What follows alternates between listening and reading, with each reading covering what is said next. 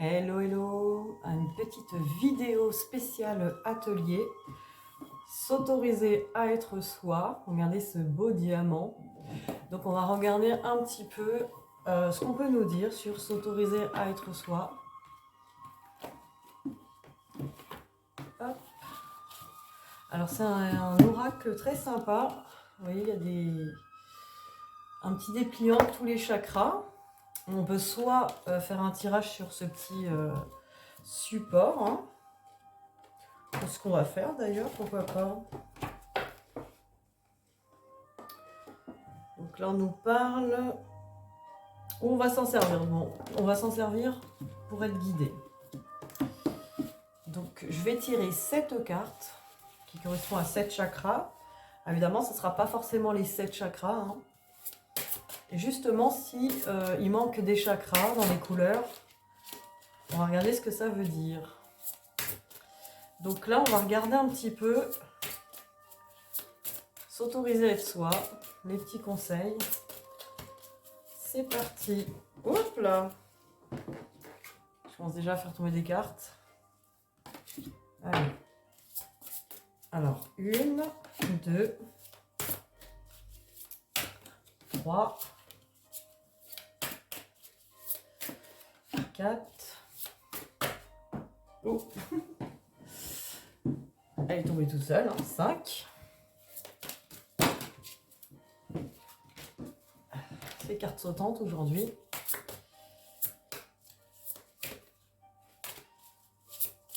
6 et 7. Alors. Ah bah dis donc, nous avons toutes les couleurs. Mais c'est magnifique. C'est extraordinaire. J'ai envie de dire, là, on a toutes les couleurs. Quoi qu'on a 2 fois violet. Il doit manquer alors.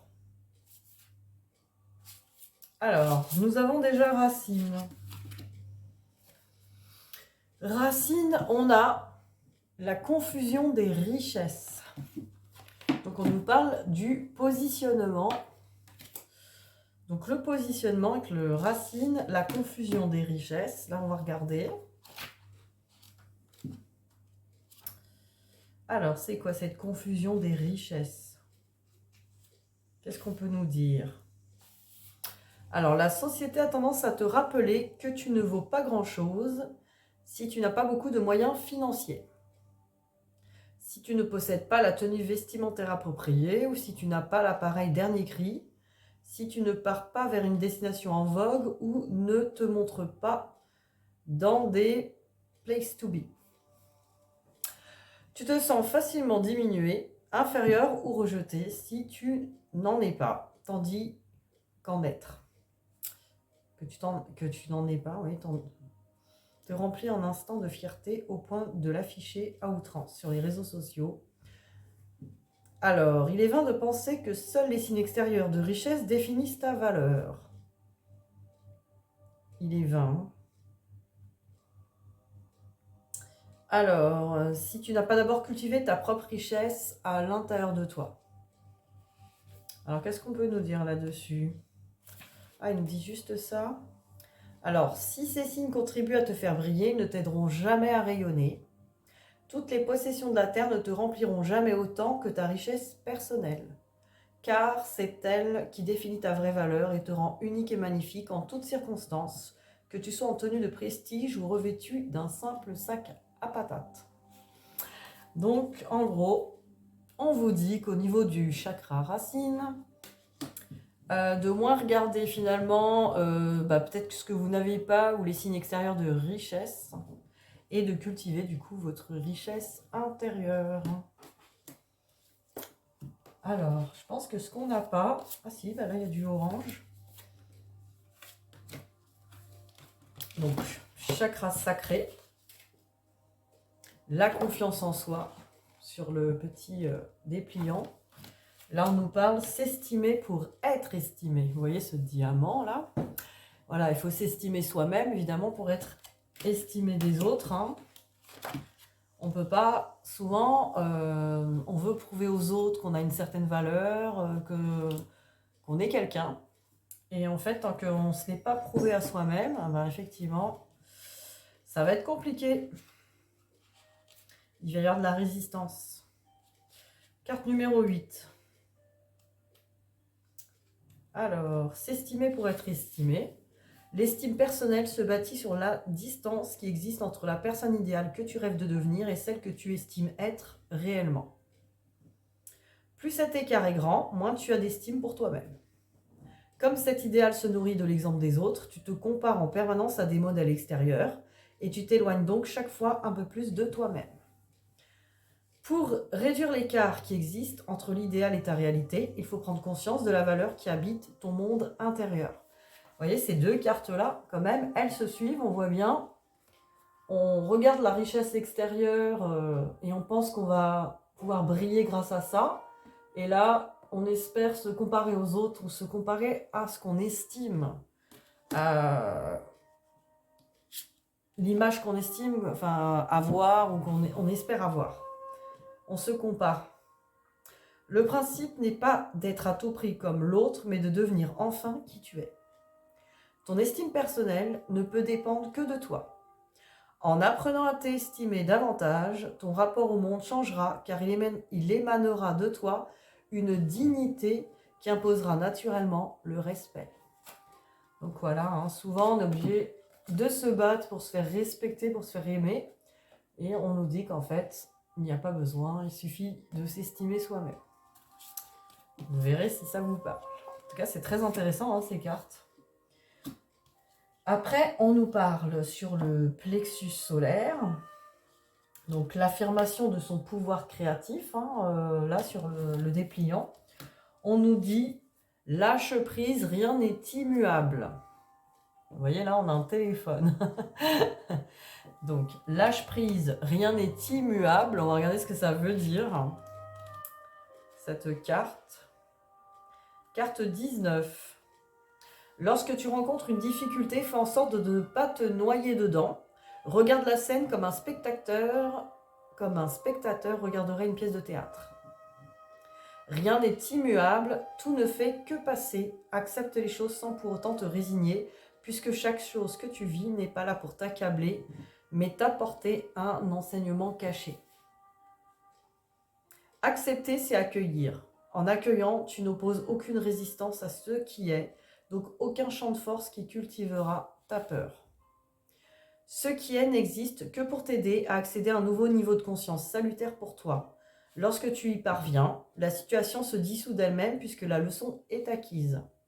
Ne te focalise jamais sur une situation ou quelqu'un de nuisible si tu veux le ou la voir disparaître de ta vie.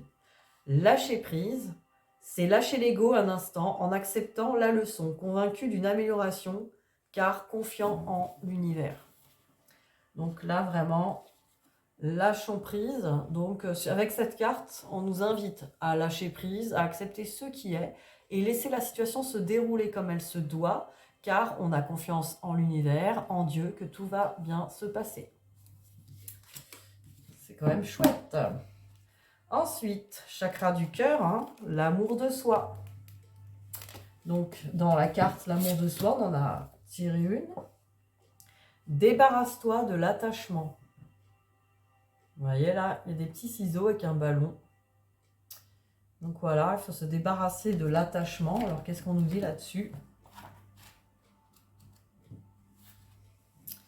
Aimer dans l'attachement, c'est attendre de l'objet de ton amour, donc une personne, une situation, une possession matérielle, qu'il vienne combler tes manques, tes besoins et cet immense vide que tu ressens parfois quand tu es seul face à toi. Ce lien que tu établis constitue la base de ta sécurité, ce qui conduit parfois à la panique totale quand elle est mise en péril, angoisse de la séparation, de l'abandon, du néant. En comprenant que toi seul es capable de bâtir pour toi-même la base de cette sécurité, que tu cherches tant, tu aimeras dans la liberté et la confiance. Ne pas aimer dans l'attachement, c'est aimer de façon inconditionnelle, c'est-à-dire sans émettre aucune condition d'appartenance. C'est se délester d'un poids et se sentir léger et vivant en aimant davantage et plus sereinement. Voilà, carrément tout est dit, on nous parle de l'amour inconditionnel. Effectivement, c'est l'attachement, attendre de la personne ou de l'objet en question. de combler nos manques, va nous empêcher d'aimer réellement. Et surtout d'être libre. Ensuite, alors je sais pas du tout, il doit manquer une carte bleue. Ma CB, elle est où? Alors, c'est une carte, je pense. Alors, il y a le chakra de la gorge. C'est la carte 30. Je vais regarder ce qu'il y a de bleu. Carte 30. Ah ouais, c'est le chakra de la gorge, on l'a. En fait, ce qu'on n'a pas, c'est le troisième œil. Bon, on regardera ce que ça veut dire. Alors, du coup, chakra de la gorge, l'expression de soi. Qu'est-ce qu'on nous dit? Ose dire. Ose dire les choses. Oui, peut-être ou non. Ose dire les choses. Ose dire les choses. Alors, qu'est-ce qu'on va nous dire là-dessus pour le chakra de la gorge?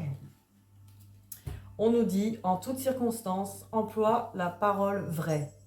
C'est-à-dire le mot qui correspond exactement à l'émotion que tu ressens et au message que t'envoie ton cœur. Sans jamais faire de détour et toujours avec diplomatie, bien sûr. La fierté et la pudeur sont souvent un barrage à la communication fluide avec les autres. Il y a des choses que tu n'oses pas dire par peur d'être ridicule, de blesser, d'être jugé ou critiqué. N'aie pas honte de dire l'émotion qui t'anime ou la pensée qui te préoccupe. Oser avouer la vérité permet parfois de briser bien des barrières et de dénouer un tas de situations. Tu permets aux autres de ne rien présupposer et donc d'accéder directement à toi pour mieux te comprendre. La communication avec autrui s'en trouve améliorée. Et oui, ça évite vraiment toute supposition entre les autres et tout malentendu aussi. On ne peut pas dire oui si on pense non, parce qu'effectivement, on ne va pas se respecter aussi. Donc si on ne se respecte pas, on va se sentir pas bien. Et voilà quoi. Donc faut pas hésiter. C'est la peur de ne pas être aimé aussi souvent, la peur d'être jugé et de ne pas être aimé. On va pas oser dire vraiment ce qu'on pense. On a peur de blesser les autres aussi. On peut avoir peur de blesser les autres, mais dans tous les cas, si on ne blesse pas les autres, on va se blesser soi-même. Donc autant dire ce qu'on pense, évidemment, avec diplomatie. J'ai souri, parce que bah oui, c'est important. On n'est pas obligé d'envoyer chier tout le monde non plus. Restons polis.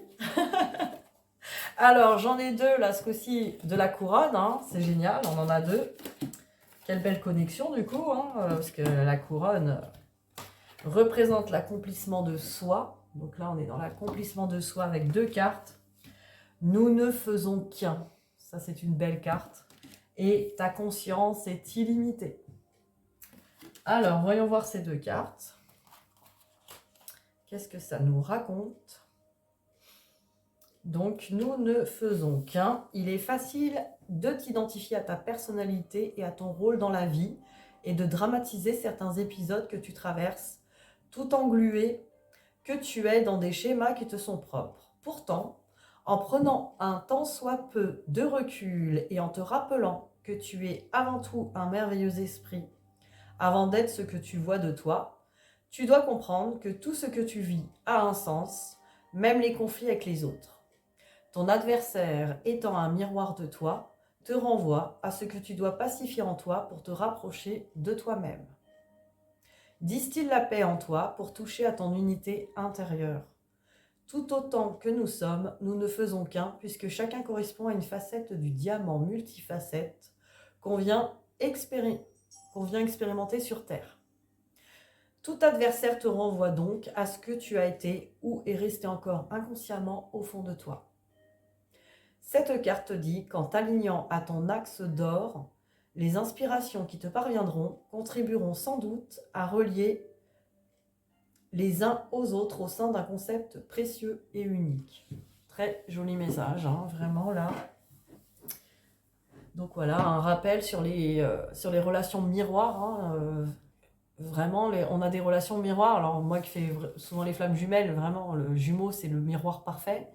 Parce qu'il va exactement nous montrer nos ombres, il va nous montrer exactement ce qu'il y a à travailler. Mais toutes les personnes que nous rencontrons qui peuvent éveiller chez nous des émotions ou des inconforts, voilà, c'est à prendre en considération. Ça peut vouloir dire qu'il y a une partie de nous qu'on rejette ou qu'on renie ou qu'on ne veut pas voir, ou une partie de nous qui réagissons encore à des choses, donc peut-être qu'en réaction et à regarder. Donc c'est vraiment intéressant. Et là, on nous parle de ta conscience est illimitée. Alors, ta conscience est illimitée. Tu as plusieurs facettes qui composent ta personnalité. Tu n'es pas un être figé, limité par une nature, une apparence, un rang social ou un métier. Tu es beaucoup plus que ça. Tu as une conscience immense qui sait qu'elle fait partie d'un tout et qu'elle est reliée à tout sans la moindre séparation. Ne réduis plus ton existence au seul plan physique et mental. Ne te laisse plus aveugler par le carnaval des apparences et des désirs.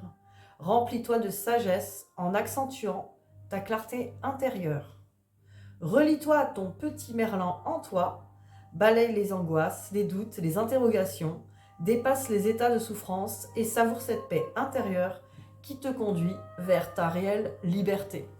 Je crois que ça a médité tout ça, c'est tellement ce texte est immense.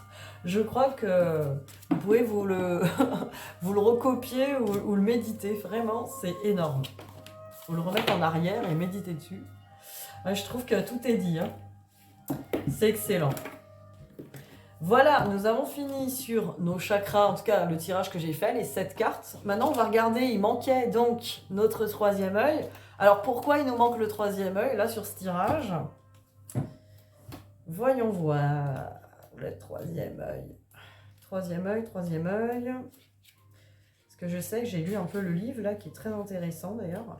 C'est un super oracle pour apprendre des choses et être guidé. Alors, il nous manquait le troisième œil. Ayez la conscience de qui vous êtes vraiment au-delà de votre personnalité. Donc ça veut dire que peut-être on n'a pas assez conscience de qui on est vraiment. On regarde trop notre personnalité. Et peut-être qu'on regarde aussi trop celle des autres. Donc on est encore à un niveau, ce que je dis souvent, les yeux de l'âme. Donc quand on n'est pas encore dans les yeux de l'âme, on est dans les yeux des égos. Et c'est normal, hein, ça fait partie de nous. Hein. Et voilà, là on nous indique de regarder un peu plus par là, de voir au-delà du regard de l'ego. Donc pour finir, déjà vous pouvez m'indiquer en commentaire, n'hésitez pas si vous aimez ces petits ateliers, parce qu'on pourra en faire régulièrement, regarder des petites choses. On peut regarder les missions de vie, les annales akashiques, on peut regarder l'enfant intérieur, on peut regarder un petit peu des choses sur soi. Bien sûr, tirage sentimental, hein, on en fait beaucoup avec les flammes jumelles. Voilà, faire des petits tirages comme ça pour apprendre à se connaître, ou des messages, des fois, des messages qu'on aura envie d'entendre, des petits... Peut-être que je ferai des vidéos courtes de temps en temps, avec, tiens, Marie, un message pour vous, je prends l'oracle de Marie, et puis, tiens, on va prendre plusieurs messages avec plusieurs oracles, et puis on va regarder un petit peu les messages du jour, la température. Ça peut être sympa, voilà, pour changer... de nos tirages flammes jumelles, parce que j'aime bien aussi mes autres oracles et en profiter aussi, parce que ça nous fait avancer tous ensemble. Et bien sûr, je vais vous faire votre vidéo de flammes jumelles juste après. Là, quand même, pour finir, je vais vous tirer une carte Good Karma de la Good Karma Box que j'adore, de Stéphanie Abellan, qui fait des super jeux, parce que je les ai tous, et même des livres géniaux. Voilà, la pub est faite. J'adore. C'est en même temps, c'est un travail très pointu, c'est-à-dire que ça nous fait vraiment travailler, évoluer, tous ces livres et oracles, mais aussi beaucoup d'humour, donc j'aime beaucoup, un peu comme moi, un bon humour, ça fait du bien. Voilà, alors, Good Karma Box, la pensée positive du jour, allons-y. Nos pensées sont-elles des milliards de grains de sable? Vous pouvez les laisser vous recouvrir et suffoquer, ou vous pouvez les utiliser pour bâtir un monde et vous élever. Voilà, choisissez bien vos pensées, qu'est-ce que vous voulez en faire aussi. Voilà, on peut soit se laisser submerger par nos pensées et rester bloqué là-dedans. Ça, on peut en faire quelque chose dans la réflexion, pourquoi pas. Très belle carte. Donc, je vous dis à tout de suite, parce que je vais faire un tirage flamme jumelle, parce qu'on est en début de semaine. Et voilà, je vous dis à très vite. N'hésitez pas à me mettre des commentaires. Et si vous voulez une consultation personnalisée, que ce soit des guidances ou des soins pour avancer, n'hésitez pas à me contacter. Mon adresse mail est en dessous. Voilà, voilà, tout de suite. Bisous, bisous.